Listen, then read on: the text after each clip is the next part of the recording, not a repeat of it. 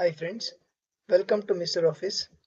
ಇವತ್ತು ನಾವು ಎಕ್ಸೆಲ್ ಅಲ್ಲಿ date, time, year, month, hour, minute and seconds ಇವುಗಳನ್ನ ಹೇಗೆ ನಾವು ಫಾರ್ಮುಲಾ ಹಾಕಿ current time and date, year, ಮಂತ್ನ ಹೇಗೆ ತಗೊಳ್ಳೋದಂತ ಹೇಳ್ಕೊಡ್ತೀನಿ. ಫಸ್ಟ್ ನಾವು ಡೇಟ್ ಮತ್ತು ಟೈಮ್ಗೆ ಫಾರ್ಮುಲಾ ಬೇಕಾಗಲ್ಲ, ಮತ್ತು ಇಯರಿಂದ ಸೆಕೆಂಡ್ಸ್ಗೆ ನಮಗೆ ಫಾರ್ಮುಲಾ ಬೇಕು. ಡೇಟ್ಗೆ ಮತ್ತು ಟೈಮ್ಗೆ ಇಲ್ಲಿ ರೆಫರೆನ್ಸ್ ಆಗಿ ಇಟ್ಕೊಂಡಿದ್ದೀನಿ, ಅದನ್ನು ನಾವು ಒನ್ ಬೈ ಒನ್ ನೋಡೋಣ ಬನ್ನಿ. ಫಸ್ಟು ಡೇಟ್ಗೆ ಕೀಬೋರ್ಡಲ್ಲಿ ಕಂಟ್ರೋಲ್ ಕಾಲನ್, ಕರೆಂಟ್ ಡೇಟ್ ಬಂತು. ನೆಕ್ಸ್ಟು ಟೈಮ್ ನೋಡೋಣ, control shift semicolon, current time ಬಂತು. ನೆಕ್ಸ್ಟು ಇಯರ್, ಇಲ್ಲಿಂದ ನಮಗೆ ಫಾರ್ಮುಲಾ ಬೇಕಾಗುತ್ತೆ.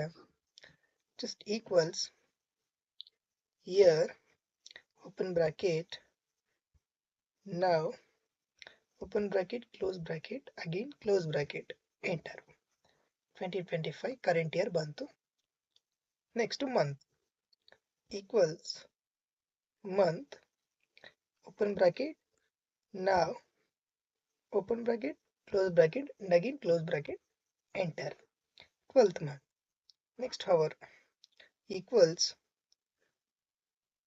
hour open bracket now open bracket close bracket and again close bracket enter hour bantu. Next minute equals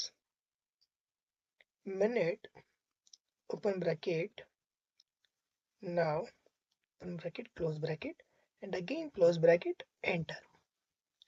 Seconds equals second open bracket now open bracket close bracket and again close bracket enter.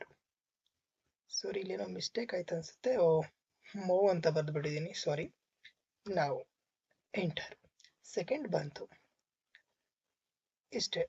Date ಮತ್ತು ಟೈಮ್ಗೆ ನಾವು shortcut keys ಉಪಯೋಗಿಸ್ಕೊಂಡು ಮಾಡ್ಬೋದು, but ಇಯರಿಂದ ಸೆಕೆಂಡ್ಗೆ ನಾವು formula ಹಾಕಿ ಮಾಡ್ಬೋದು. Thank you for watching guys.